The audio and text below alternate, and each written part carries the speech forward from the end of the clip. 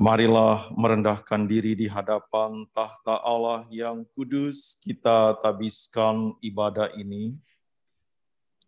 Pertolongan kita adalah dalam nama Tuhan yang menjadikan langit dan bumi.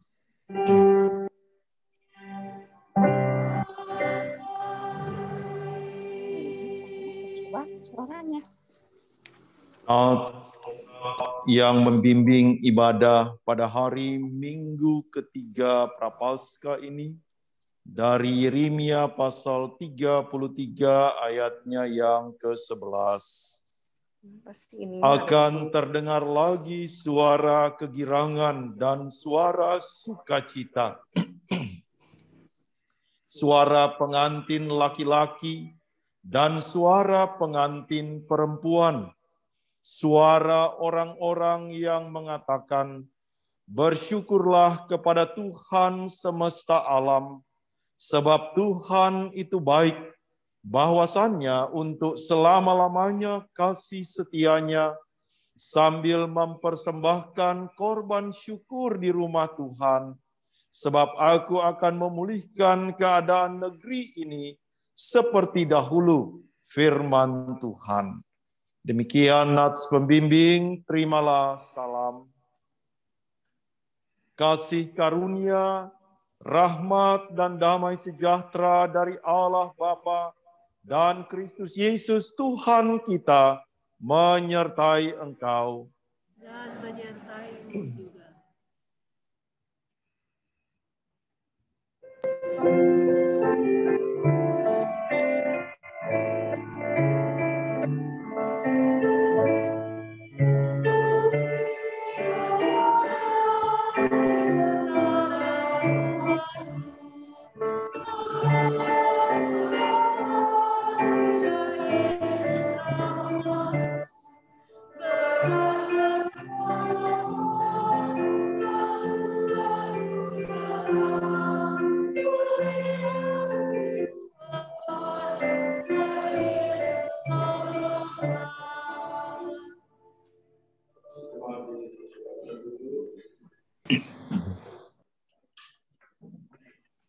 Doa hari ini, mari merendahkan diri di hadapan Tuhan di dalam doa. Mari berdoa. Kasihanilah kami ya Allah menurut kasih setiamu. Hapuskanlah pelanggaran kami menurut rahmat-Mu yang besar. Bersihkanlah kami seluruhnya dari kesalahan kami, dan tahirkanlah kami dari dosa kami. Sebab kami sendiri sadar akan pelanggaran kami dan senantiasa bergumul dengan kesalahan kami. Jadikanlah hati kami tahir ya Allah, dan baharuilah batin kami dengan roh yang teguh. Jangan membuang kami dari hadapan-Mu, dan janganlah mengambil roh-Mu yang kudus daripada kami.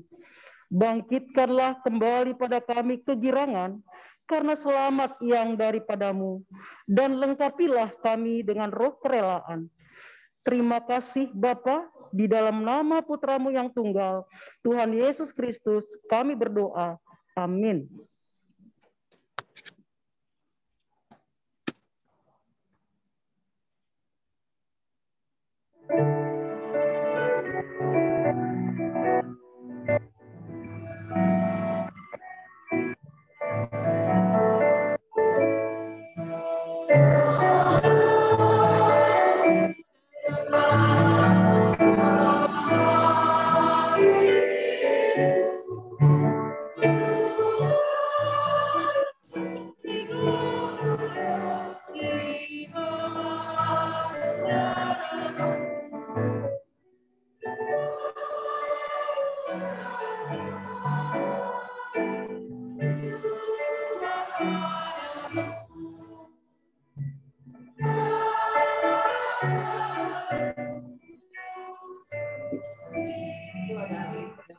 Anda.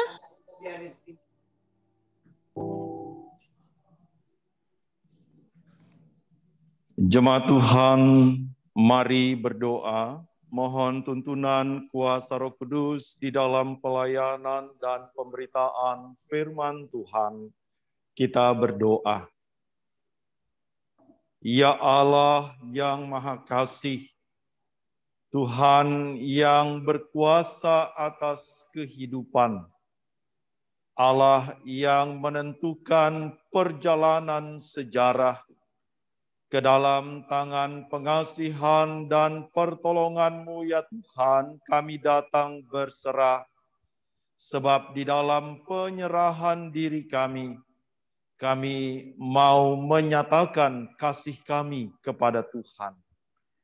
Lewat persekutuan ibadah di minggu ketiga Prapaskah ini, umat-Mu datang beribadah kepadamu ya Tuhan, baik kami yang ada di gedung gereja ini, jemaat-Mu yang beribadah di rumah masing-masing. Diberkatilah semua orang yang mengasihi Tuhan lewat persekutuan ibadah minggu ini. Di dalam ibadah ini, kami mau menyambut kebenaran firman Tuhan yang dibacakan dari Alkitab.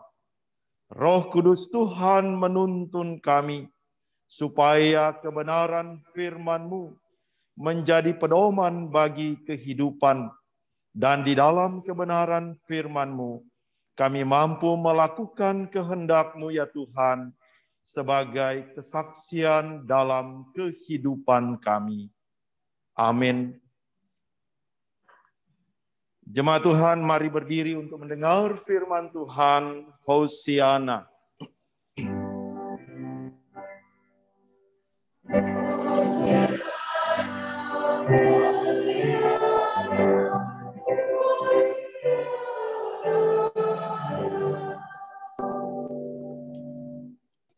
Pembacaan Alkitab terambil dari kitab Ezra pasal yang ke-7 ayat 1 sampai 10. Ezra pasal yang ke-7 ayat 1 sampai 10. Dengan judul Ezra diberi kuasa oleh raja untuk mengatur kebaktian dalam rumah Allah. Kemudian daripada semuanya itu pada zaman pemerintahan Artasasta raja negeri Persia, maka berangkatlah Ezra bin Seraya bin Azaria bin Hilkia bin Salum bin Zadok bin Ahitub bin Amaria bin Azaria bin Merayot bin Zerahya bin Uzi bin Buki bin Abisua bin Pihenas bin Eleazar bin Harun, yaitu Harun imam kepala. Ezra ini berangkat pulang dari Babel. Ia adalah seorang ahli kitab mahir dalam Taurat Musa yang diberikan Tuhan Allah Israel, dan raja memberi dia segala yang diingininya.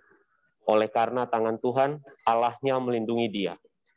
Juga berangkat ke Yerusalem beberapa rombongan orang Israel dan imam, orang Lewi, penyanyi, penunggu pintu gerbang, dan budak di bait Allah pada tahun ke-7 zaman Raja Artasasta. Lalu tibalah ia di Yerusalem pada bulan ke-5, yakni pada tahun ke-7 zaman raja itu. Tepat pada tanggal 1 bulan pertama ia memulai perjalanannya pulang dari Babel, dan tepat pada tanggal 1 bulan ke-5 ia tiba di Yerusalem, oleh karena tangan murah Allahnya itu melindungi dia. Sebab Ezra telah bertekad untuk meneliti Taurat Tuhan dan melakukannya, serta mengajar ketetapan dan peraturan di antara orang Israel. Demikianlah pembacaan Alkitab. Hendaklah firman Tuhan diam dengan segala kekayaannya serta menetap di antara kamu, dan ucaplah syukur kepada Allah.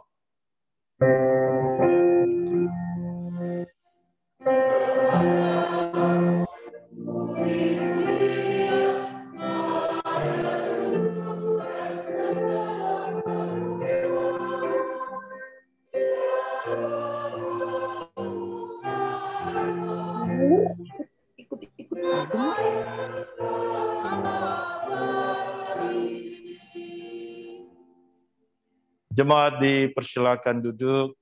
Saudara-saudaraku yang dikasihi dan diberkati Tuhan, salam dalam kasih Tuhan Yesus Kristus. Selamat pagi, selamat hari Minggu bagi kita sekalian. Shalom.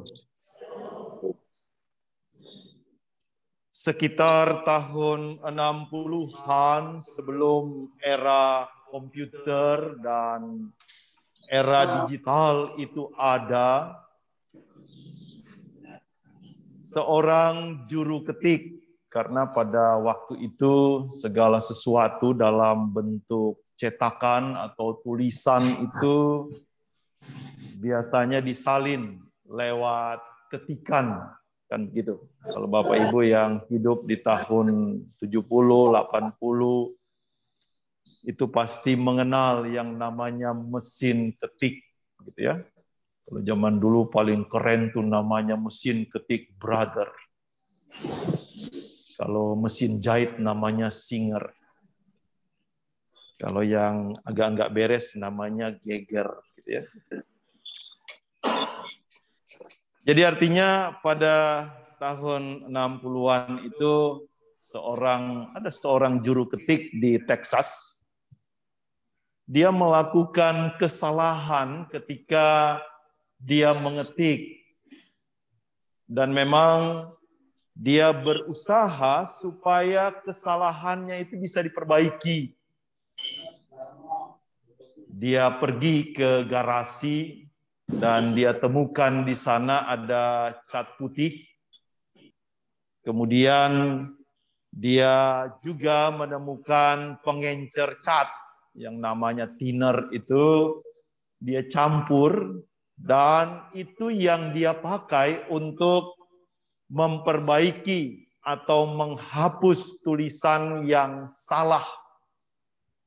Sehingga apa yang dilakukan ini ketika dia perkenalkan kepada rekan-rekannya yang lain, mereka sangat menyukai penemuan dari sang juru ketik yang salah ketik ini dan kemudian bisa memperbaiki kesalahan itu ketika dia menemukan alat penghapus.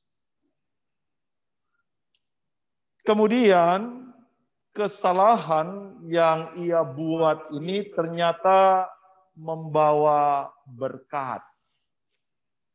Memang kadang-kadang kita bingung, kok bisa dari sebuah kesalahan kemudian bisa memperbaiki kesalahan itu, dan ternyata kesalahan ini bisa menjadi berkat bagi dia. Karena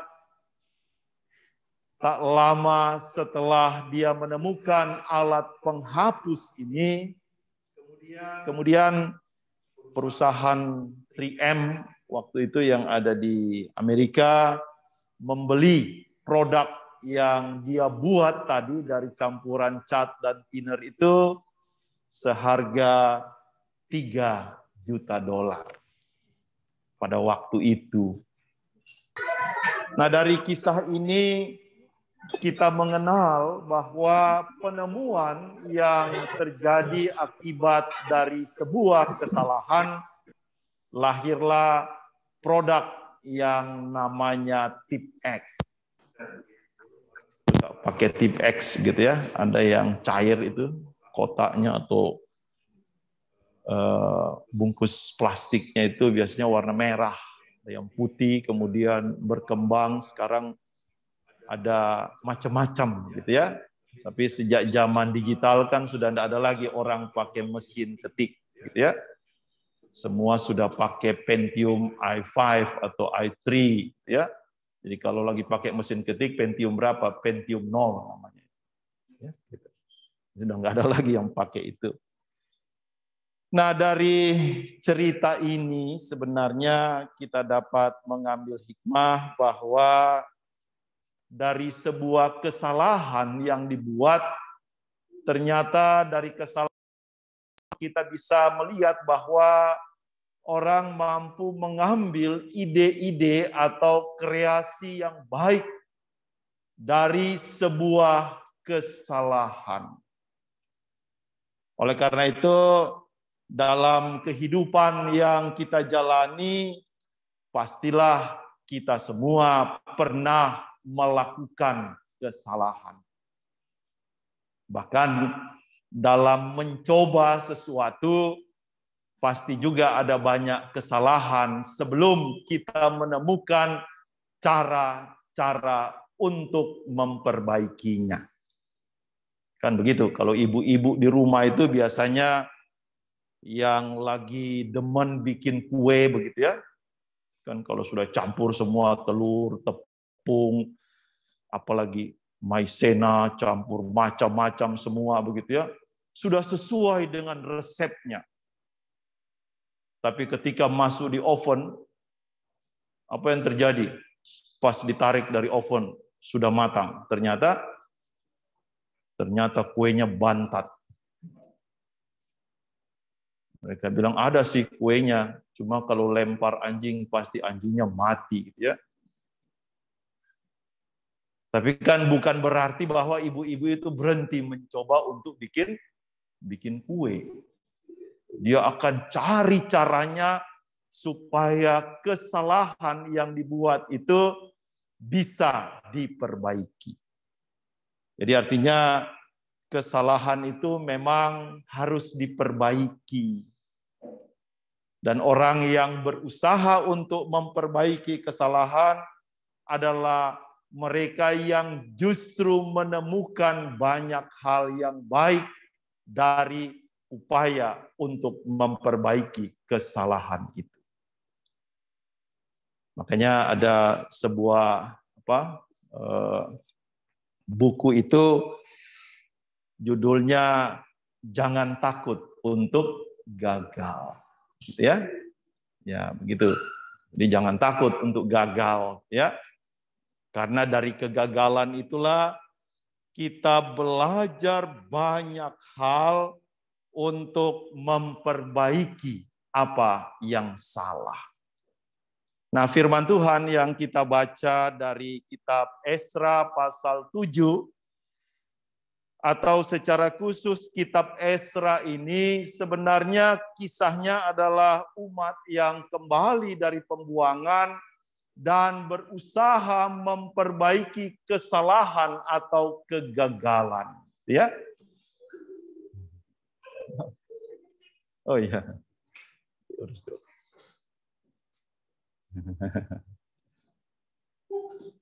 Ya. Umat yang kembali dari pembuangan tahu bahwa mereka ada di pembuangan karena sebuah kesalahan. Begitu. Jadi ketika mereka ada di pembuangan selama kurang lebih 70 tahun, umat itu sadar bahwa ada yang salah dari kehidupan mereka. Ada yang tidak benar dari yang sudah mereka lakukan pada masa yang lampau. Karena itulah ketika umat ada di pembuangan sampai dengan mereka kembali dari pembuangan, maka kesalahan itu harus diperbaiki. Supaya mereka jangan mengulang lagi kesalahan yang pernah ada. Apa yang dilakukan oleh Esra, kalau dapat dikatakan Esra ini adalah seorang ahli kitab.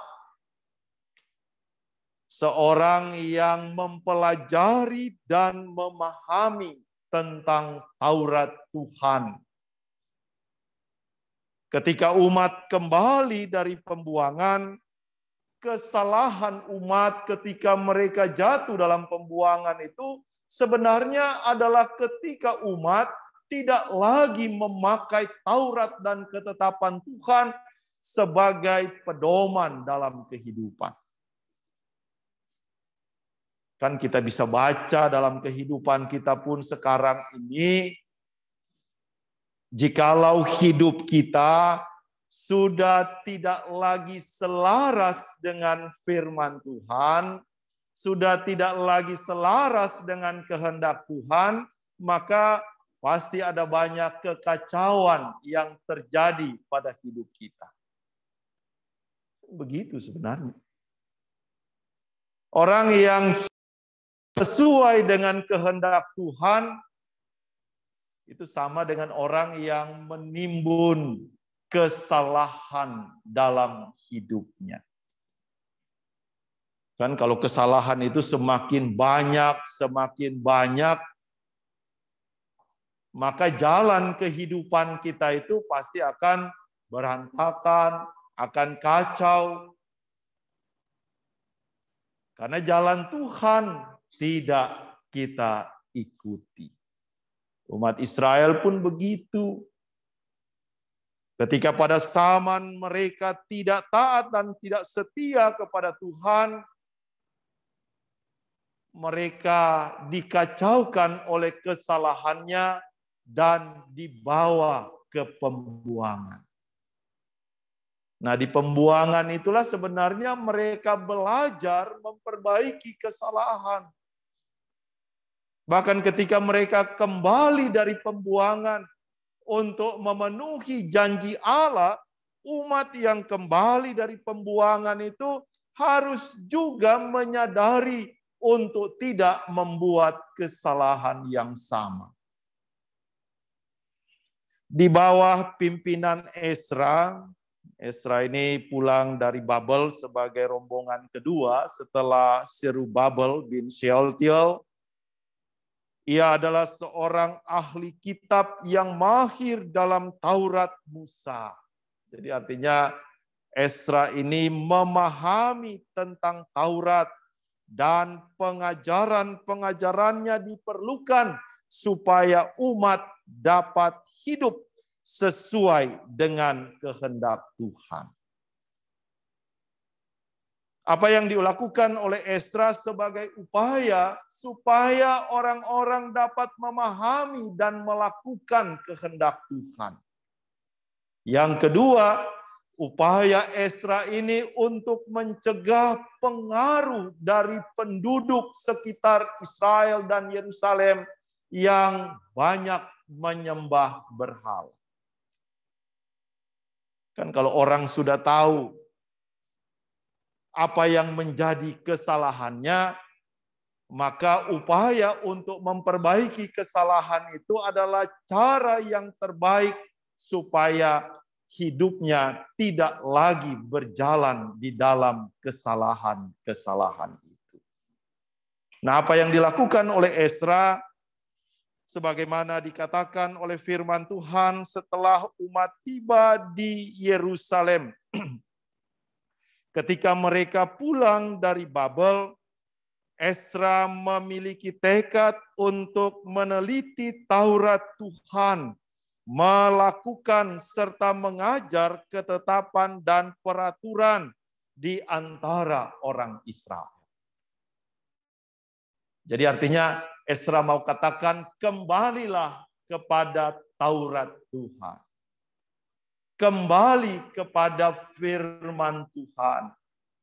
Kan kita sudah sering nyanyikan itu, firman-Mu adalah pelita bagi kakiku. Kan begitu. Kalau kita nyanyikan misalnya Kidung Jemaat 356, atau kita nyanyikan pelengkap Kidung Jemaat 115, itu kan salah satu bagian dari syair itu dikatakan, firman-Mu Tuhan penolong hidupku. Begitu kan? Firman-Mu Tuhan penolong hidupku. Jadi kalau hidup kita itu sudah enggak beres, sudah enggak benar, maka firman Tuhan itulah yang sanggup menjadi tip X tadi. Kan begitu. Saya enggak tahu dari kehidupan Bapak Ibu, sudah berapa banyak kesalahan kita yang kita tip X. Sudah? Atau kesalahan kita tulis dengan tinta emas lagi, ya. Sudah salah tulis pula dengan tinta emas, ya. Kalau yang salah itu kan sebenarnya bagi kita orang yang dewasa, yang sadar, kita sudah tahu yang mana yang salah dan mana yang benar. Orang sudah bisa memisahkan antara yang salah dan yang benar. Tidak susah. Cuma kadang-kadang ya dalam kehidupan kita seringkali orang lebih mencintai apa yang salah daripada apa yang benar. Kan begitu.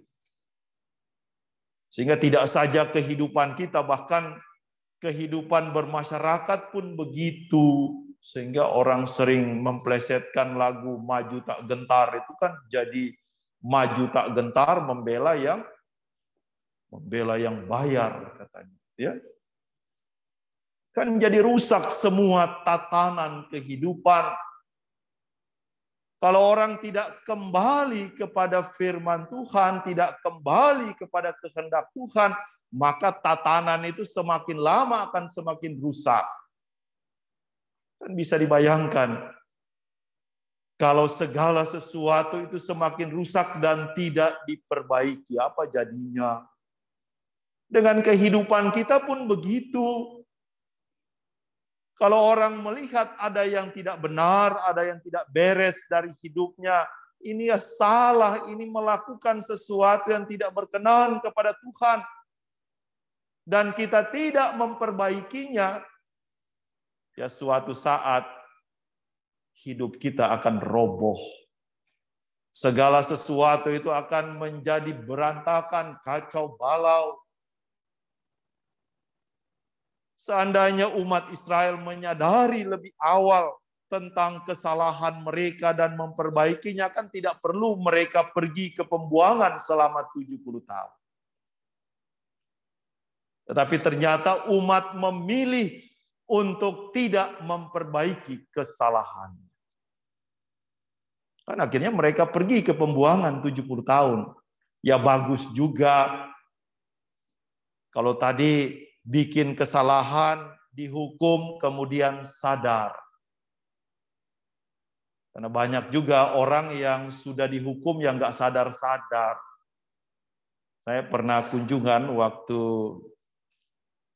tugas di Padang, ada pelayanan ke penjara, namanya penjaranya itu penjara di Muaro namanya. Ketika kita ke sana, selalu kita tanyakan, karena pengurusnya itu orang GPIB juga yang masuk penjara karena kasus apa begitu ya, penistaan agama menurut mereka. Dia jadi pengurus di penjara itu, dan saya tanya kepada dia, Pak, dari warga binaan yang ada di sini, ketika mereka ada orang Kristen khususnya, mereka masuk ke penjara ini, kemudian setelah mereka keluar dari penjara, apakah mereka nggak datang lagi ke sini, Pak? Dia bilang, Pak Pendeta, dari 10 orang yang keluar dari penjara ini, 9 orang selalu pulang ke sini. Saya bilang, kenapa begitu? Dia bilang, mungkin mereka suka kali di sini. Jadi artinya, dalam kehidupan manusia pun, memang orang kalau sudah berkubang dengan kesalahan, berkubang dengan apa yang salah, bisa-bisa yang salah itu dia anggap sebagai sesuatu yang benar. Kan begitu dalam apa begitu? Dalam propaganda yang ada saat ini kan orang memakai yang namanya politik identitas, gitu ya. Kan mengubah citra seseorang.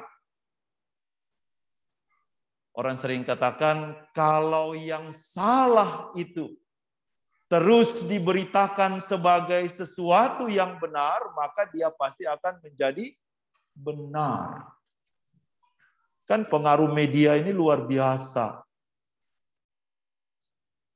Orang mewartakan, menyampaikan sesuatu yang enggak benar dan disampaikan terus-menerus sebagai propaganda bahwa itu benar.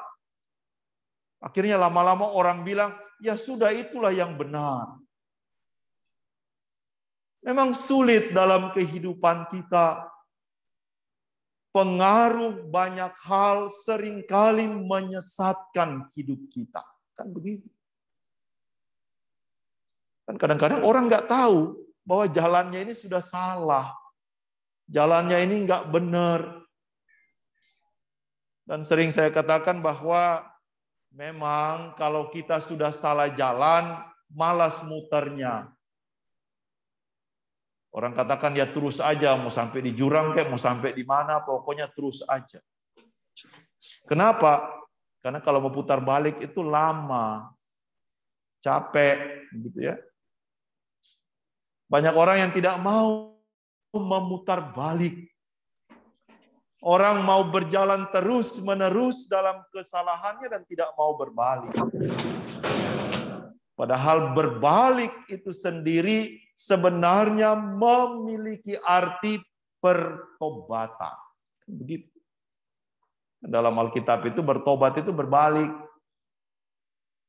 Kan kalau kita menghayati minggu-minggu Prapaskah ini, inilah waktunya bagi kita untuk berbalik.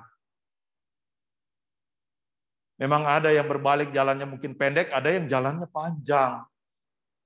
Tetapi selalu tidak atau selalu tersedia waktu bagi kehidupan kita ketika kita berbalik. Kan begitu.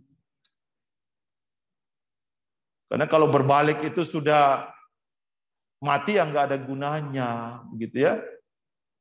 Yang ada gunanya itu kalau mati itu ya kambing, gitu ya, kan begitu. Ada anak kambing tanya sama bapaknya, Pak, kenapa sih manusia itu punya nama? Sedangkan kami ini namanya kambing sampai kapanpun namanya kambing, nggak ganti-ganti, gitu ya.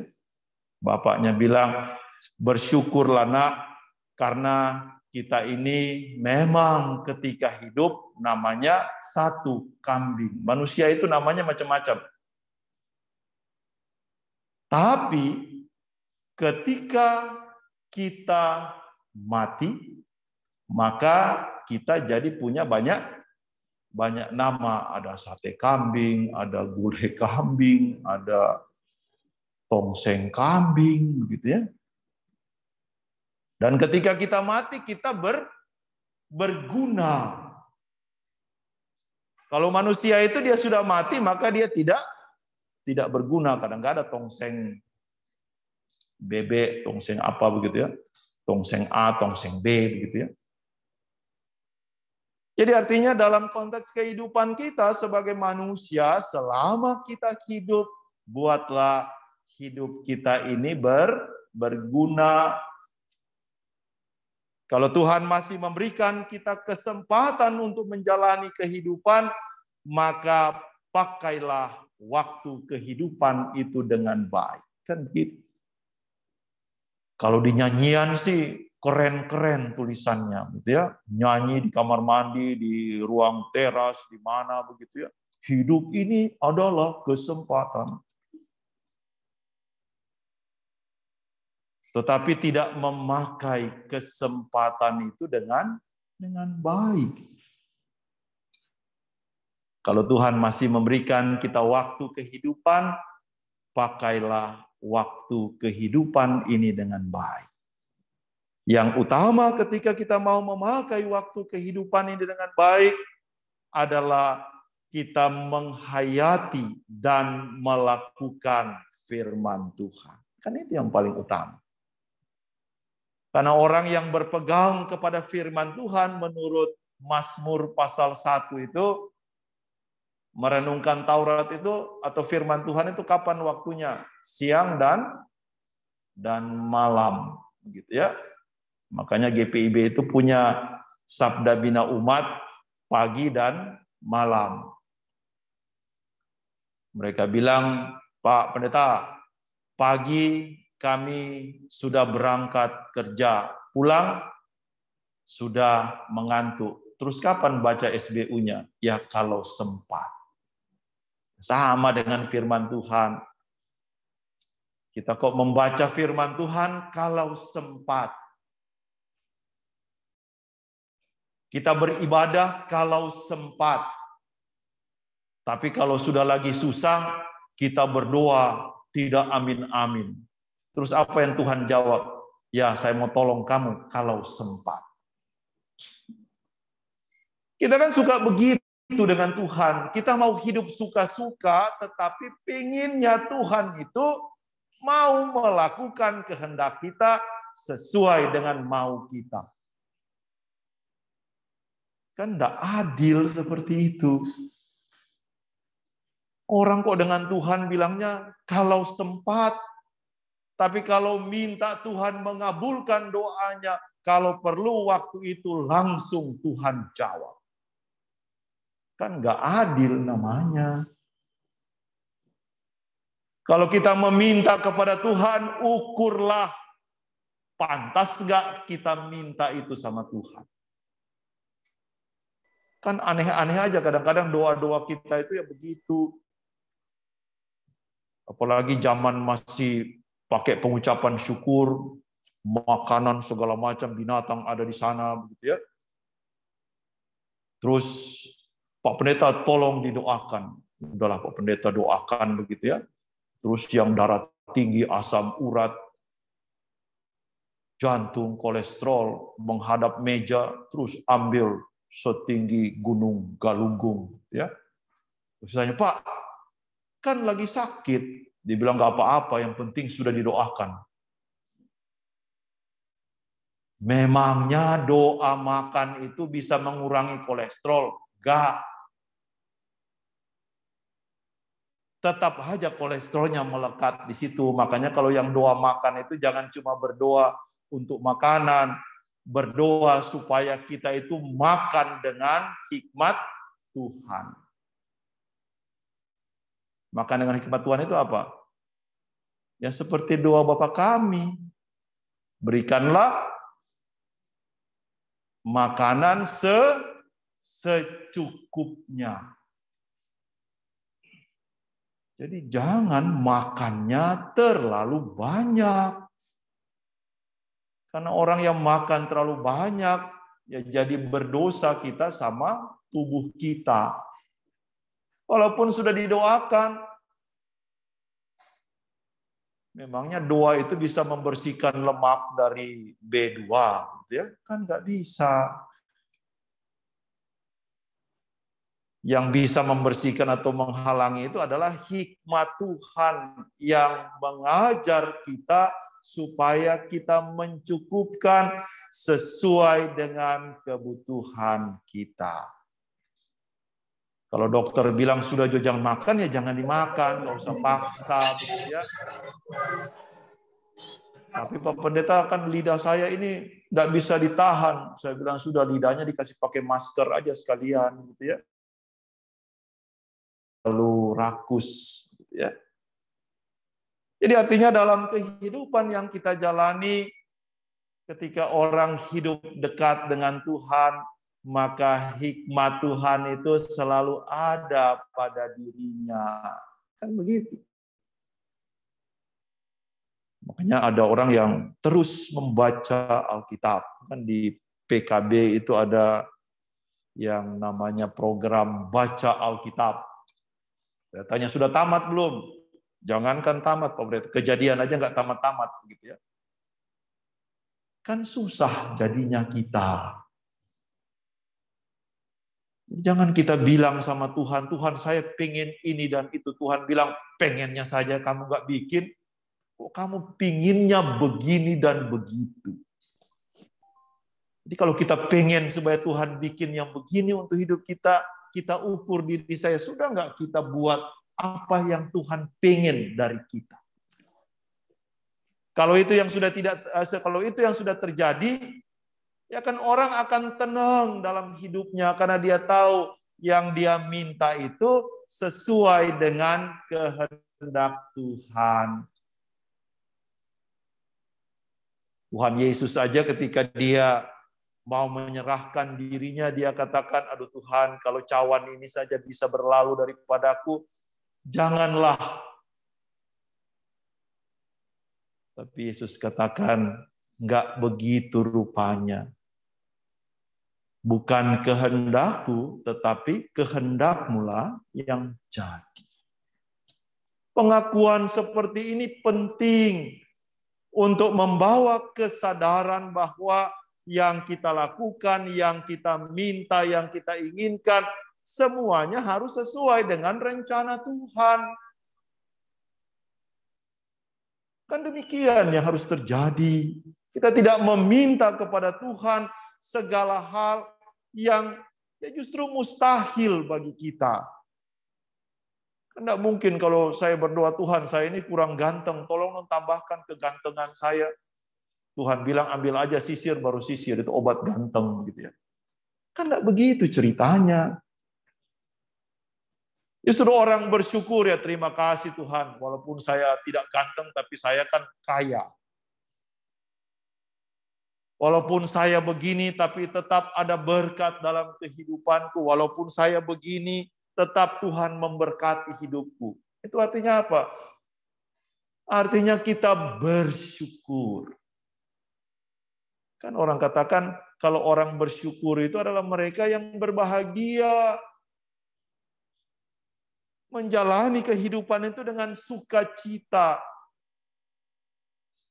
Walaupun orang katakan, ya ini sebenarnya kurang Tuhan, ini kurang. Tapi kalau aku bersyukur, aku mampu mengelola yang kurang ini menjadi berkat bagi hidup. Kan begitu, dalam segala hal. Karena toh kalau kita katakan manusia itu apakah tidak pernah kurang? Ya manusia itu semua rasa kurang, biar dia sudah punya banyak hal, tetap aja masih ada yang kurang. Untuk meminimalisir rasa kurang-kurangnya itu, bagusnya kalau kita bersyukur. Syukur Tuhan, aku sudah punya ini, saya memiliki keluarga, saya punya anak, saya punya orang tua, saya bisa bersekolah, saya bisa kuliah, saya bisa bekerja. Sekalipun sakit, tapi sakit saya ini masih mampu aku atasi. Masih ada dokter yang bersedia merawat, masih ada orang-orang yang mendampingi saya. Kalau bersyukur begitu kan kita jadi berkat bagi orang lain. Jangan sudah sakit kerjanya marah melulu. Nanti yang jaga bilang, ini cepat lewat aja deh, gitu ya. Ya, kalau namanya kita sakit kan orang yang walaupun dia bersyukur ya Tuhan masih berikan kita waktu kehidupan walaupun saya lagi lemah tubuh begini, biarlah saya bersyukur ada orang yang masih mendampingi saya, mengurus saya, memperhatikan saya, mendoakan saya. Kan biarpun sakit hati kita tenang, cepat sembuh. Karena banyak orang yang sakit itu karena tidak bersyukur. Bukan bersyukur karena sakit, bukan. Bersyukur karena walaupun sakit masih ada yang perhatikan saya, masih ada yang mengurus saya. Dengan begitu kan apa yang negatif itu bisa kita keluarkan dari hidup kita. Karena yang bikin sakit kita itu kan hal-hal yang negatif dari pikiran dan hati kita. Orang katakan bagaimana Pak Pendeta supaya yang negatif itu keluar? Penuhi saja diri dan hidup kita dengan firman Tuhan. Kalau kita rasa, aduh ini kayaknya banyak hal yang sudah gak beres dari diri saya. Bagaimana cara ngusirnya? Nggak usah panggil dukun yang apa begitu ya, tulis-tulis apa begitu di iklan itu, menyembuhkan berbagai penyakit, meralat doa lagi begitu ya. Macam-macam gak usah. Datang aja berdoa sama Tuhan, baca firman-Nya. Karena dengan demikian apa yang tak beres itu akan keluar dari diri dan hidup kita. Nah, inilah yang dilakukan oleh Ezra. Dia mau memperbaiki keadaan kehidupan umat dengan membawa umat fokus pada firman Tuhan.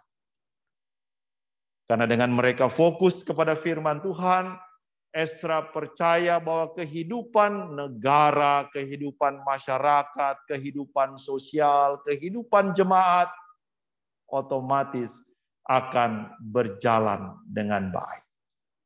Dan kita pun sebagai orang percaya, kalau kita memelihara, membaca, melakukan firman Tuhan, percayalah Tuhan yang menuntun dan menjamin hidup kita untuk menerima sukacita dan damai sejahtera. Amin.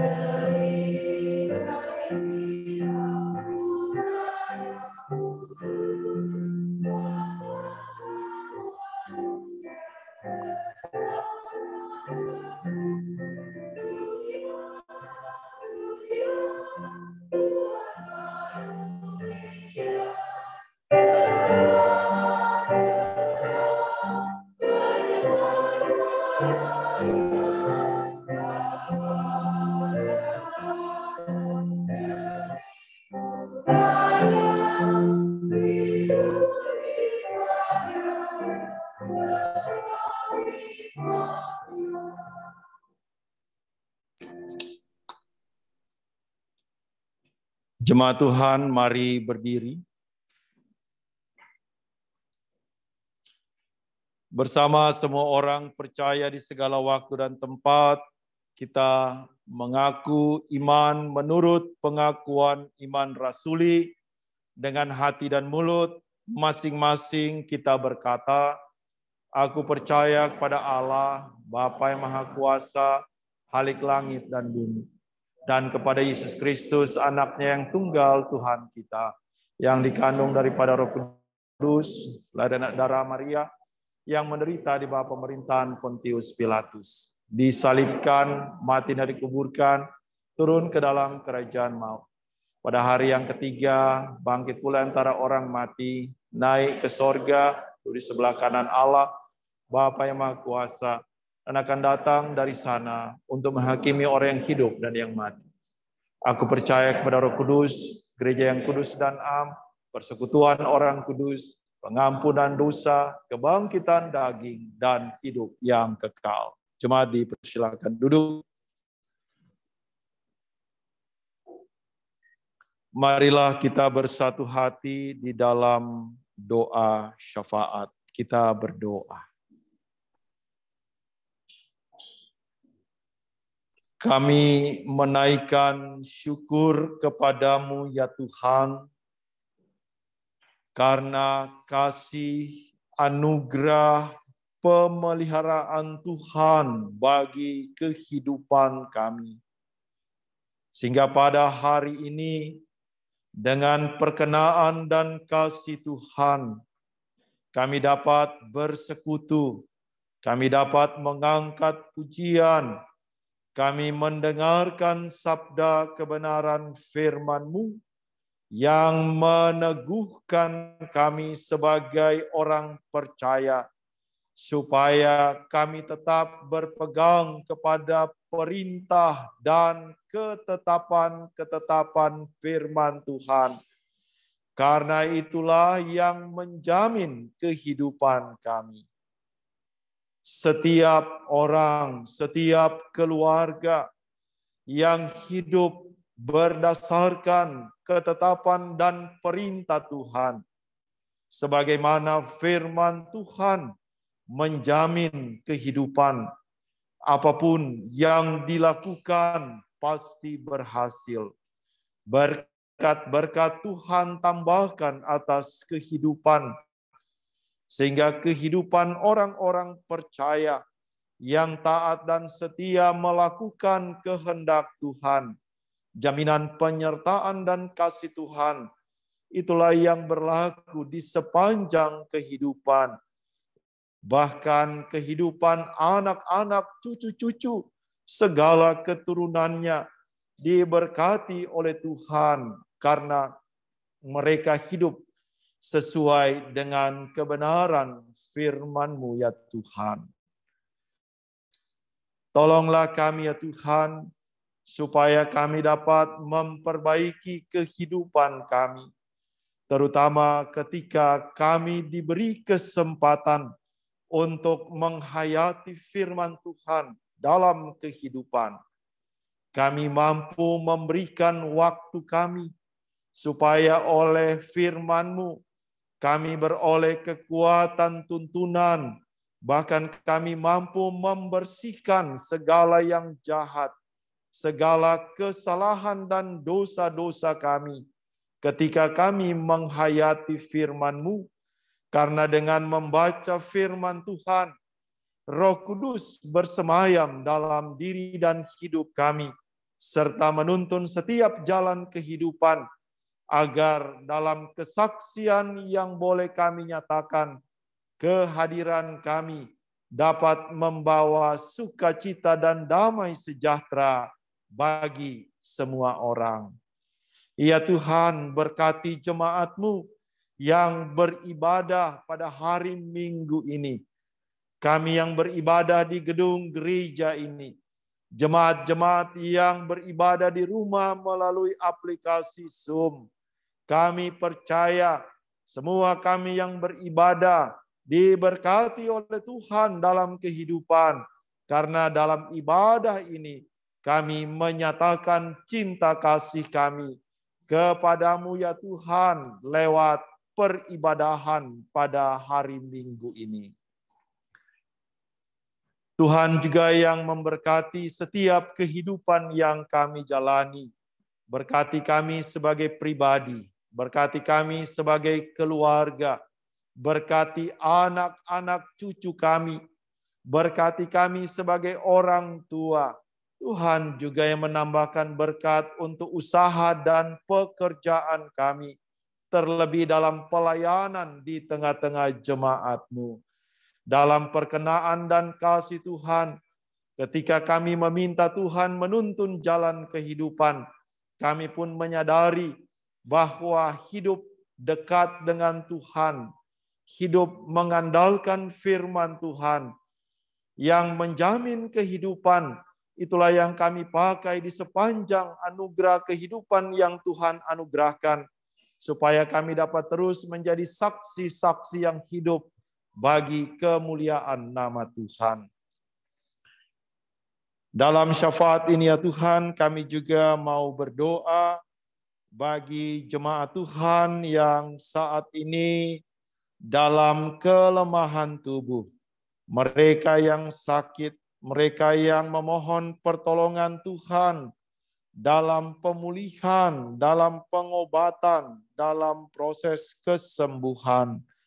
Tuhan jamah berkati, sembuhkan dan pulihkan Pendeta Vega Sarasak, Bapak Jimmy Ponto, Ibu Erna Ponto, Bapak Arnold Sianipar, Bapak Hans Tondawani, Ibu Sri Megawati, Bapak Adar Sihite, Ibu Betsheba Dimu Haupiris, Ibu Sarce Sahetapi, Ibu Rosdiana Situmorang, Ibu Emilia De Vos. Demikian orang-orang yang kami kasihi, orang tua, sanak saudara, anak-anak cucu kami yang saat ini dalam kelemahan tubuh. Kami percaya bahwa jamahan kuasa Tuhan Yesus Kristus itulah yang sanggup memulihkan dan menyembuhkan jemaat yang sakit. Demikian juga orang-orang yang kami kasihi yang saat ini terbaring dalam kelemahan tubuh. Kami juga mau berdoa, doa bagi jemaat dalam minggu ini. Biarlah Tuhan yang memberkati keluarga Adar Sihite, keluarga Agustinus Ramatuan, keluarga Bambang Harsono, keluarga Andre Sahusilawane, keluarga Arnold Sianipar, keluarga Ferry Tunliu. Kami percaya keluarga-keluarga jemaat-Mu dalam kehidupan yang mereka jalani, kasih setia Tuhan yang beserta dengan keluarga-keluarga yang boleh kami doakan pada hari ini. Kami juga mau berdoa bagi pelayanan, kesaksian, persekutuan jemaat-Mu GPIB Harapan Indah Bekasi. Tuhan berkati majelis jemaat, pelaksana harian majelis jemaat, pegawai kantor, semua yang terlibat dalam pelayanan di tengah-tengah jemaat. Tuhan yang memberkati. Kami juga berdoa bagi proses penyusunan program kerja dan anggaran jemaat tahun 2021-2022. Biarlah tangan Tuhan yang bekerja melalui kelompok kerja, melalui majelis jemaat, agar kami dapat merumuskan program kerja dan anggaran yang menjadi arah pelayanan selama setahun ke depan. Kami juga mau berdoa bagi seluruh yang terlibat dalam pelayanan pada hari ini. Baik majelis bertugas, organis, pemandu lagu, operator sound, tim multimedia, keamanan, bahkan Satgas COVID-19. Kami percaya dalam satu kesatuan pelayanan, Tuhan memberkati masing-masing kami dalam pelayanan hari ini. Kami juga mau berdoa bagi pelayanan Pelkat, khususnya pelayanan anak, persekutuan taruna, gerakan pemuda, persekutuan kaum bapa, persekutuan kaum perempuan, dan persekutuan kaum lanjut usia. Dalam seluruh pelayanannya Tuhan berkati pengurus, berkati seluruh anggota Pelkat, agar dalam membangun persekutuan ini selalu ada kasih Tuhan yang beserta dalam setiap kegiatan-kegiatan pelayanan kategorial. Kami juga mau berdoa bagi jemaat-jemaat Tuhan yang saat ini dalam pergumulan-pergumulan, baik mereka yang mencari pekerjaan, pergumulan-pergumulan di tengah keluarga, rumah tangga, pergumulan dalam pekerjaan. Biarlah Tuhan yang menolong dan memberkati, agar dengan hikmat dan pertolongan Tuhan, mereka yang dalam pergumulan, ketika mencari hikmat Tuhan, mereka beroleh tuntunan untuk menyelesaikan pergumulan-pergumulan dalam hidupnya. Kami juga berdoa bagi anak-anak kami dalam pendidikan, dalam perkuliahan. Tuhan yang menolong dan memberkati anak-anak kami, agar mereka boleh berhasil dalam pendidikan. Demikian juga anak-anak kami yang mencari pasangan hidup. Biarlah Tuhan yang boleh mengatur agar pasangan hidup bagi anak-anak kami yang seiman, boleh mereka dinyatakan oleh Tuhan lewat seluruh pergaulan, lewat kebersamaan mereka dalam mencari dan menentukan pasangan hidup. Kami juga berdoa bagi Pak, Ibu-ibu janda, Bapak duda, anak yatim piatu. Biarlah Tuhan yang beserta, agar dalam naungan tangan kasih Tuhan, baik melalui jemaat, baik melalui keluarga yang masih ada, mereka boleh menerima kekuatan, pertolongan, dan penghiburan dalam kehidupan. Kami juga mau berdoa bagi rencana renovasi Pastori Blok AB nomor 4. Rencana yang akan dibuat untuk renovasi pastori ini, biarlah Tuhan berkati baik majelis jemaat, panitia yang akan dibentuk, demikian juga usaha-usaha agar renovasi pastor ini dapat berjalan dengan baik.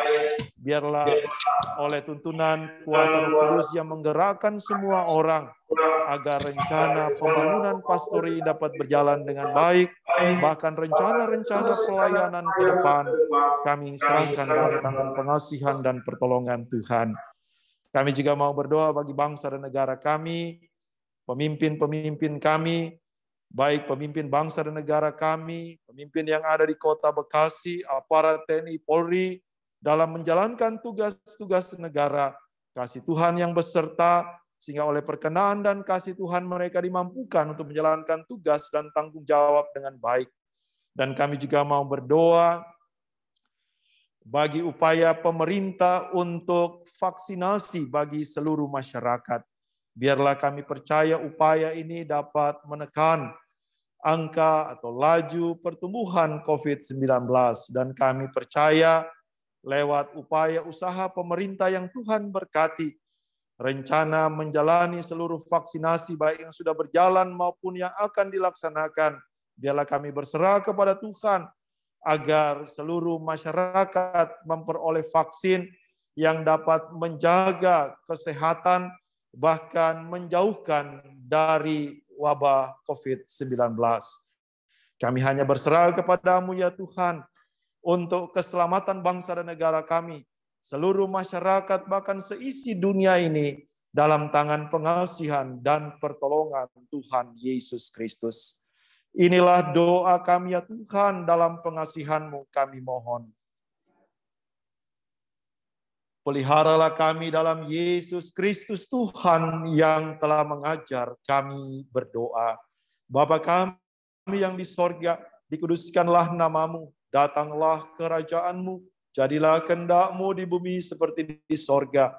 Berikanlah kami pada hari ini makanan kami yang secukupnya, dan ampuni kami akan kesalahan kami, seperti kami telah mengampuni orang yang bersalah kepada kami. Dan jangan membawa kami ke dalam pencobaan, tetapi lepaskanlah kami daripada yang jahat.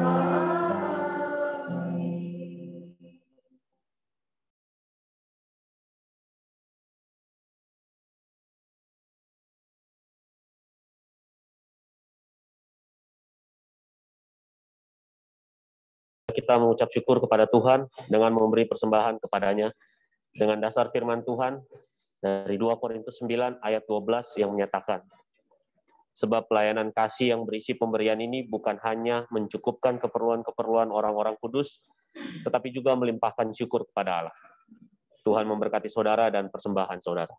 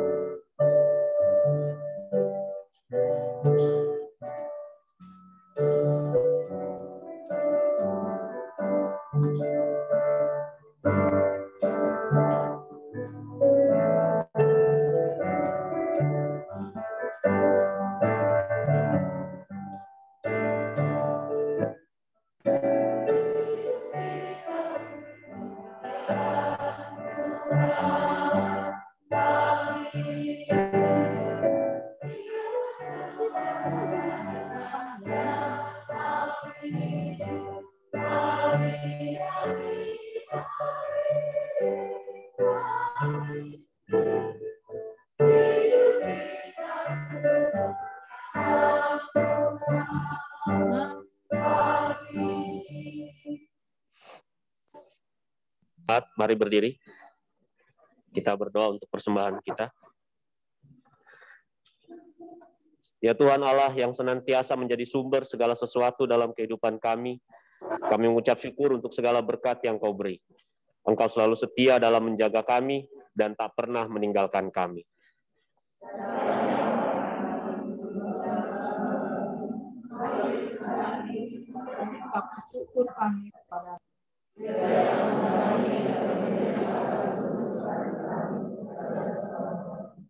Amin.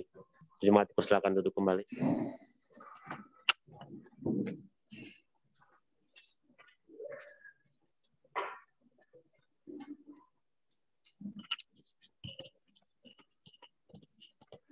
Warta Jemaat, Presbiter GPIB Jemaat Harapan Indah bersama seluruh warga jemaat mengucap syukur kepada Tuhan Yesus yang telah menuntun ibadah ini.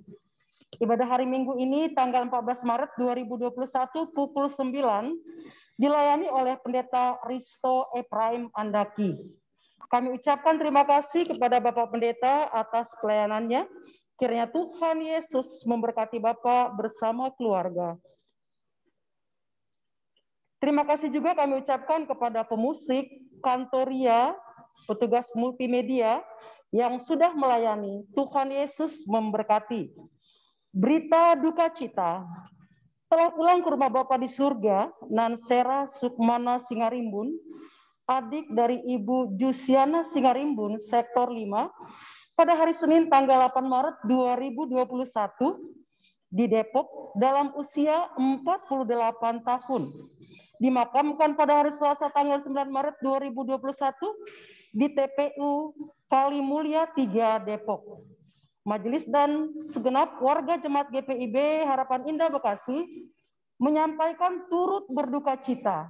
Kiranya Tuhan Yesus Kristus senantiasa memberikan kekuatan dan penghiburan bagi keluarga yang ditinggalkan.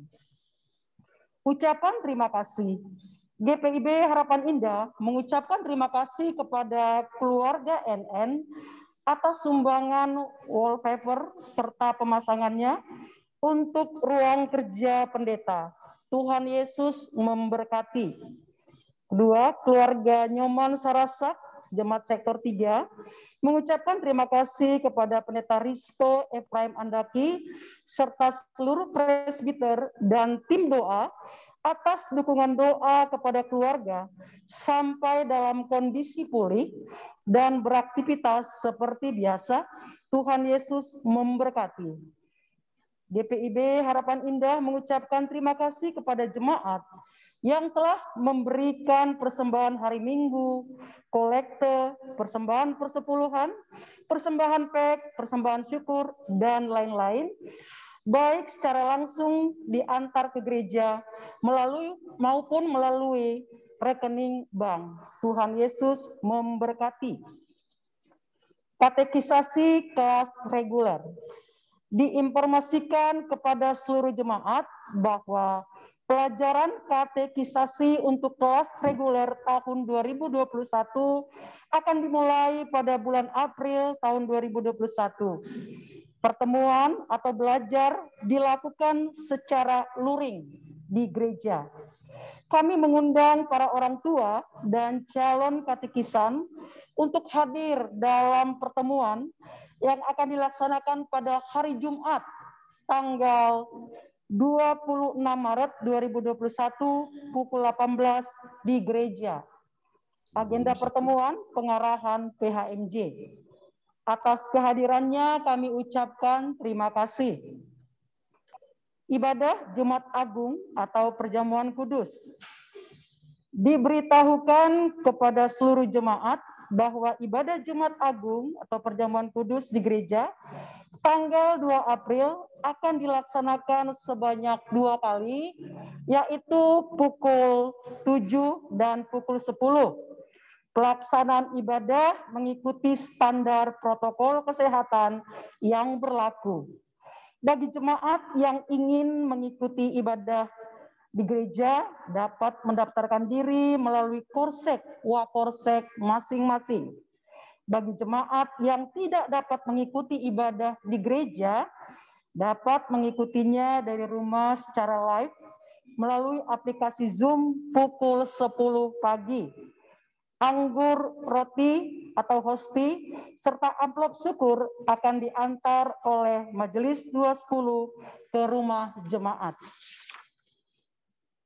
Ibadah hari Minggu Paskah. Diberitahukan kepada seluruh jemaat bahwa ibadah hari Minggu Paskah di gereja tanggal 4 April 2021 akan dilaksanakan sebanyak 2 kali, yaitu pukul 4 dan pukul 9. Pelaksanaan ibadah mengikuti standar protokol kesehatan yang berlaku.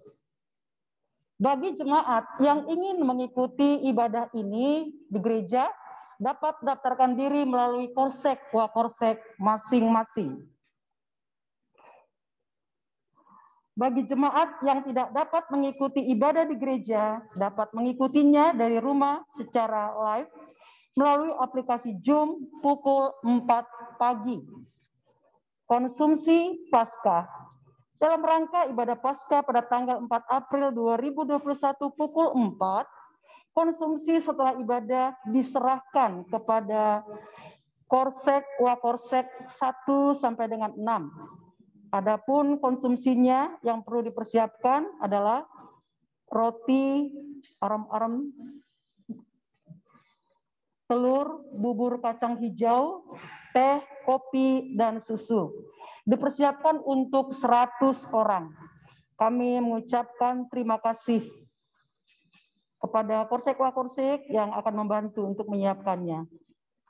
GPIB Harapan Indah Bekasi mengucapkan selamat ulang tahun kelahiran dan perkawinan kepada warga jemaat yang merayakannya dalam sepekan berjalan ini. Tuhan Yesus memberkati.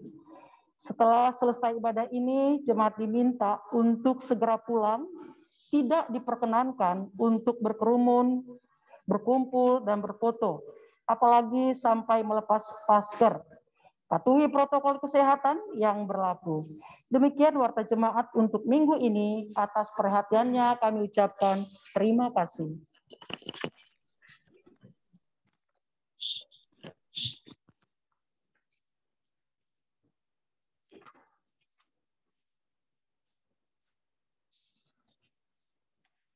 Jemaat Tuhan, mari berdiri. Terima dan laksanakanlah amanat pengutusan. Kembalilah dalam kehidupanmu sehari-hari. Hadirkanlah energi sukacita dalam setiap perjumpaan dengan sesama. Katakan apa yang kamu dengar dari firman Tuhan. Dan lakukan apa yang kamu katakan dengan takut akan Tuhan.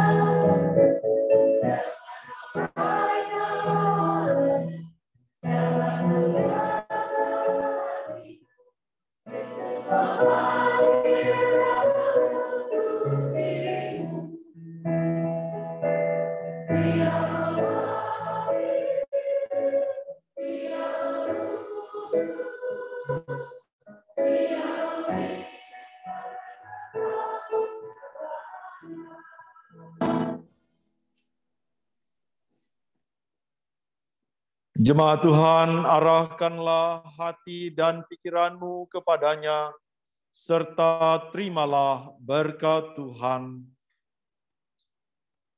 Tuhan memberkati engkau dan melindungi engkau.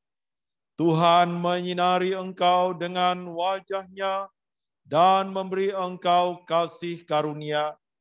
Tuhan menghadapkan wajah-Nya kepadamu dan memberi engkau damai sejahtera.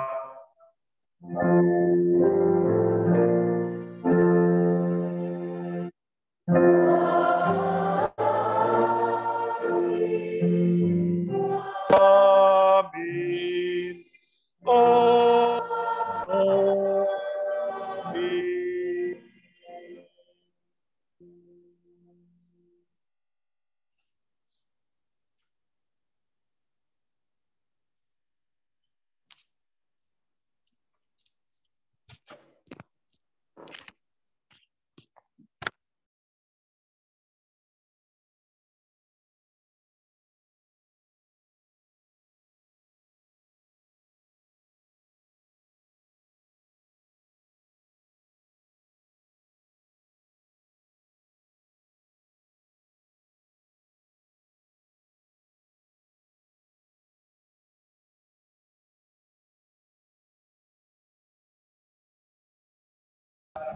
Selamat